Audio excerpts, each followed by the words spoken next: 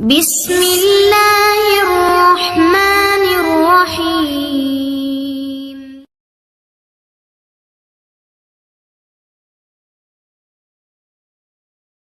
السلام عليكم ورحمة الله وبركاته. الحمد لله والصلاة والسلام على رسول الله وبعد.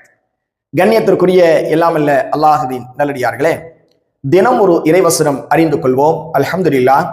இன்றைக்கு நாம் பார்க்க இருப்பது சூரத்து தௌபா, அதாவது 9வது அத்தியாயத்தினுடைய 34வது வசனம். என்ன வசனம் பாருங்கள். வல்லதீன யக்னிஸூன الذهب والفضة ولا ينفقونها في سبيل الله فبشرهم بعذاب أليم. என்ன பொருள் இதற்கு?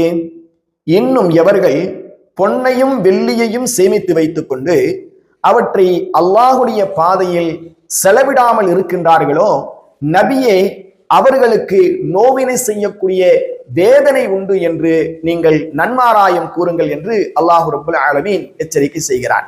அன்பிற்கினிய அல்லாஹுவின் நல்லடியார்களே, இஸ்லாத்தை பொறுத்த வரைக்கும் செல்வத்தை ஒரு இடத்தில் முடக்கி வைப்பதை வன்மையாக கண்டிக்கிறது. பணத்தை பொறுத்த வரைக்கும் அது புழக்கத்தில் இருக்க வேண்டும்.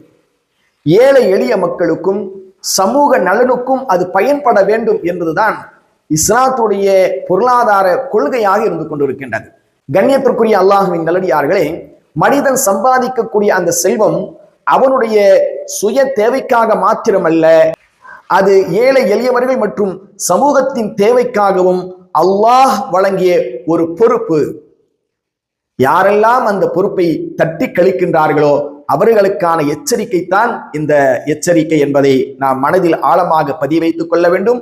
அதிலும் குறிப்பாக யாருக்கெல்லாம் ஜகாத் கடமையோ அவர்கள் ஜகாத்தை வழங்காமல் இருந்தால் மறுமையில் அவர்களுக்கு கிடைக்கக்கூடிய தண்டனை என்பது மிகப்பெரிய ஒரு தண்டனையாக இருக்கும் என்பதையும் அல்லாஹ் அடுத்தடுத்த வசனங்களில் குறிப்பிடுவதை பார்க்கிறோம். எனவே அல்லாஹ் நமக்கு வழங்கி இருக்கக்கூடிய பொருளாதாரத்திலிருந்து அல்லாஹுடைய பாதையில் தாராளமாக செலவு செய்யக்கூடிய நன்மக்களுடைய கூட்டத்தில் அல்லாஹ் ரப்புல் ஆலமீன் நம் அனைவர்களையும் ஆக்கி அருள் புரிவானாக. வஸ்ஸலாமு அலைக்கும் வரஹ்மத்துல்லாஹி வபரகாத்துஹு.